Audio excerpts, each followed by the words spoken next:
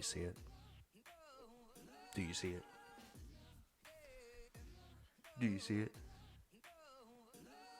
Do you see it? Welcome back to the By the Wayside Fantasy Morning Football Show, guys. I am now wearing one of the best Christmas gifts I've ever gotten from my Two Beers Deep co-host, Greg Malik. Quack, quack. I would scream it if there weren't two people sleeping in my house right now, but quack. I want to start off by saying this is our final show of the year. I will probably do, for the rest of the year, just my expectations for the NFL games in the mornings.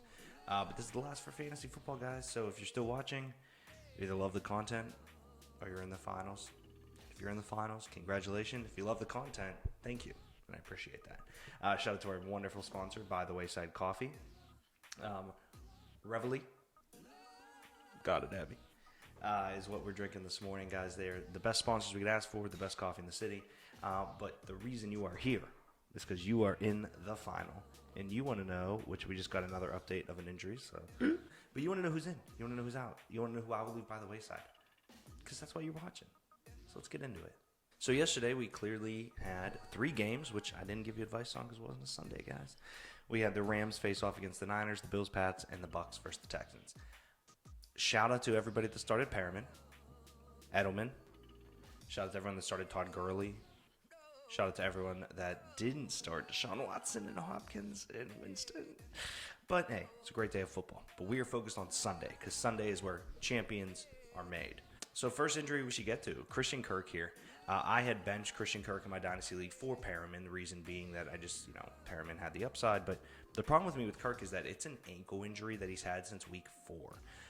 He's been playing with it. He's been doing well. He's definitely a wide receiver 1 there in Arizona. So it's interesting for me. And against a kind of weak Seattle Seahawks defense, I have to see Kirk before the game because he could not play. But for me personally, I like Christian Kirk a lot. He's one of my favorite receivers in the NFL. I think he has a bright future ahead of him. I just don't know about this weekend. Sticking to the same game, Kenyon Drake is expected to get 100%. You heard that right. 100% of the workload for the Arizona Cardinals today. That means David Johnson is virtually not even worthy of having on a bench spot at this point, except for the fact that he's extremely talented and we don't know where he's going to play the rest of his career out. It's not Arizona. Kenyon Drake is a must-start today for me unless you have some crazy situation going on. But even against the Seattle Seahawks, stout front 7, I love Kenyon Drake today, which sucks because I'm playing against him.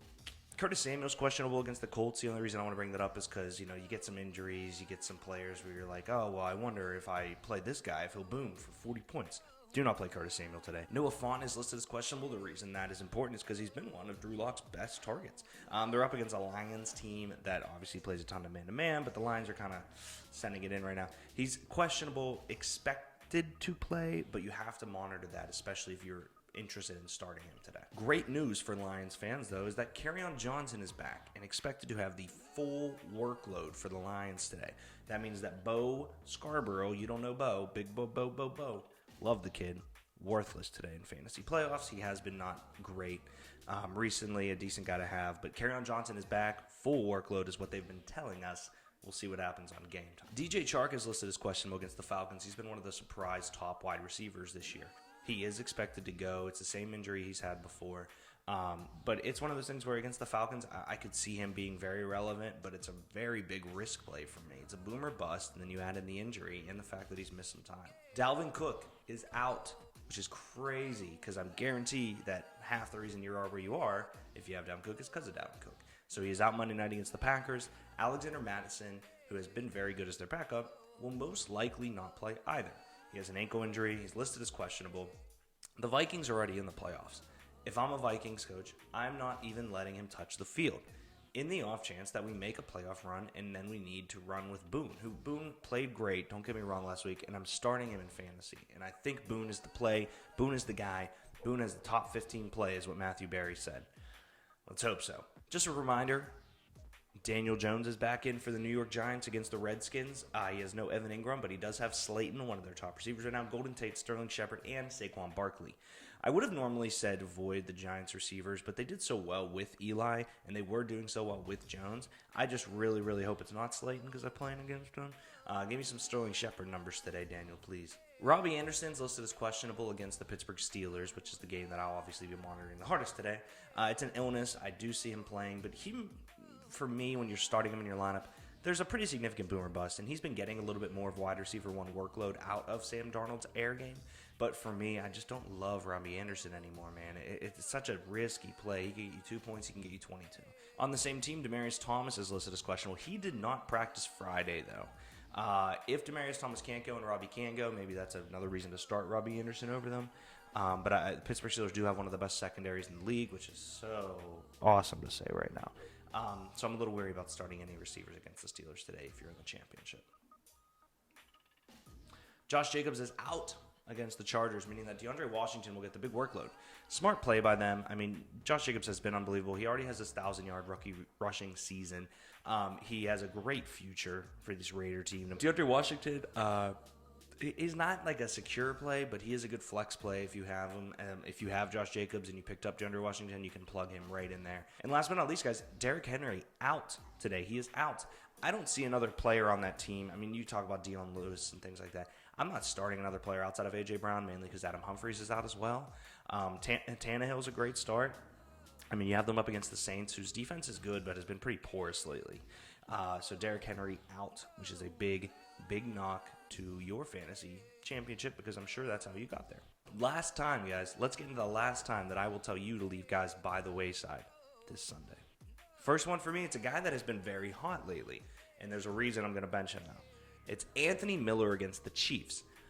I don't know if I love anybody on the Bears team, but Anthony Miller's been very good and very promising with Mitchell Trubisky. They have a connection. The Chiefs' secondary, though, their defense has actually been much better than usual. You talk about their front seven being very undervalued. We talked about it on Two Beers Deep with Dre and Greg. But for me personally, I don't love Anthony Miller. This week.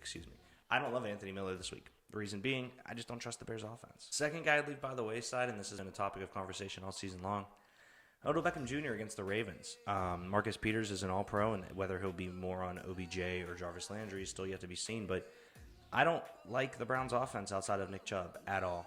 I love Nick Chubb. I think Nick Chubb is going to get his 100 yards per game, and that's just how good he is, but OBJ is a sit for me this week, guys. You can't have a guy in there that potentially is going to get you 4 points in your championship game. And the last one is Zach Pascal against the Panthers. I bring that up because if for the first time in a long time, I haven't been able to T.Y., and the reason being is T.Y.'s healthy. He's healthy. Campbell's healthy. You got both tight ends looking good. I just don't want to start a guy that is now pushed down to like the 5th option on a depth chart on a team that's playing a Panthers defense, which isn't great, but you're going to have to put up a lot of points to beat CMC. I hope so, because I have him in a final as well. All right, guys. Again, thank you for watching all season long that we've had this. Thank you to By the Wayside Coffee for sponsoring this segment. Again, we will continue these videos on Sunday mornings through next week. Just give you the ups and downs of the games and talk more about football than fantasy football and then into the playoffs. This is the last fantasy football show. There's no more fantasy after this week. Maybe we'll do one next week because some people might be in the championship. We'll see how it goes. But again, thank you guys for watching. Thank you to By the Wayside and their awesome coffee and awesome people and awesome awesomeness. Guys, if you have questions, you know where to find us because it is Championship Sunday. This is it. This is all the training you've done. This is all you want. Go get that trophy.